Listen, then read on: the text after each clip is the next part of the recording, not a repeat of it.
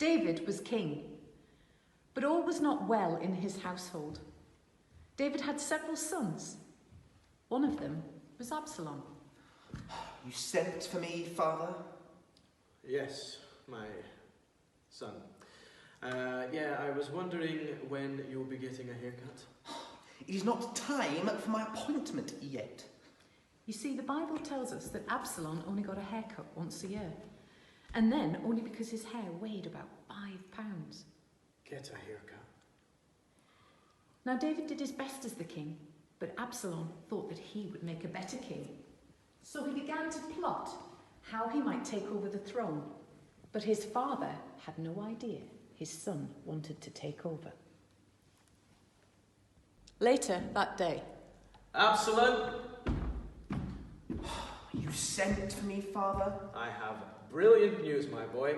I have managed to get you an appointment at Cam in Lossy Mouth. What? Oh, look at that beautiful hair. I can't wait to get my hands on it. Oh, shampoo and a lovely, lovely cut. Oh, lovely. No, not the hair. Just a trim, mate. Now Absalom was able to escape the barber, but continued to plot against his father. Father dear, do you think I could borrow the royal car?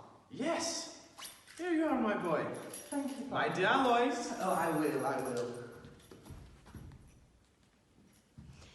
And he began to travel around the country, meeting people.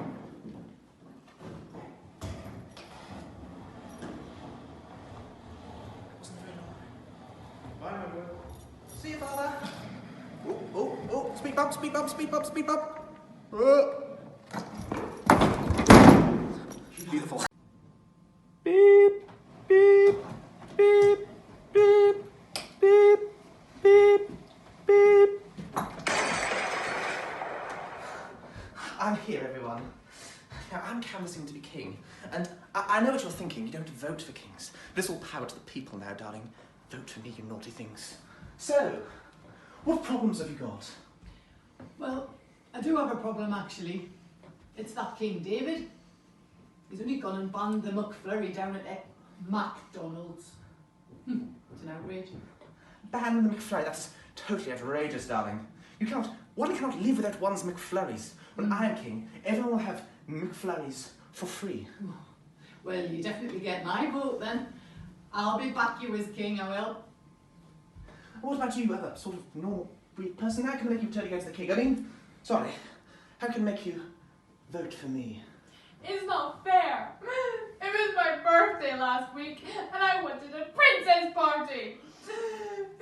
But King David said I couldn't because I wasn't a real princess.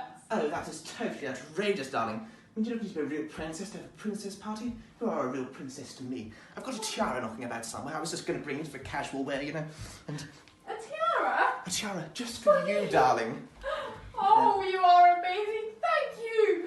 I love you, Absalom. Absalom the king. Aye. Absalom the king. Absalom the king. Vote for me, Absalom, for king. Okay, so the Bible doesn't tell us the exact problems he discussed with the people. We made that bit up. But he did listen to the problems. And then he said he was sorry for them and sorry that the king wasn't doing anything to help. Absalom told the people that if he were king, he would solve their problems.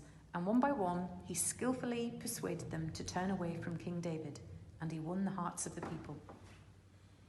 After several years, Absalom went to King David.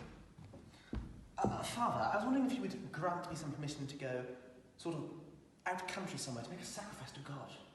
Yes, my boy, please, go. David granted his request. He thought that his son was beginning to trust God like he did. But Absalom was not going to worship God. He was plotting to overthrow his father. Whoa. David heard that Absalom had declared himself as king and that many people were following him. David had to run away.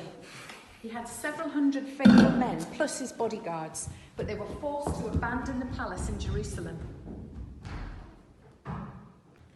and Absalom took over. At last. Long have I desired these things. Oh, honey, you should see me in a crown. Oh, it's beautiful, darling. It works. But God had another plan. You see, God wanted another son of David to be the next king. His name was Solomon.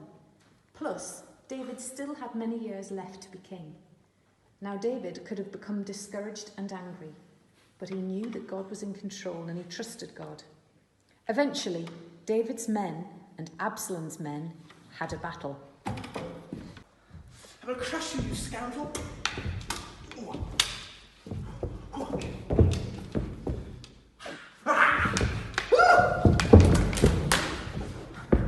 Absalom feared for his life and he rode away, but his hair caught on a tree branch. He was left dangling from a branch when David's men found him and killed him. David was very sad, but he knew God was in control and had returned his kingdom to him. Maybe Absalom should have had a haircut after all. Thank you, darlings. You're the best. You're the best.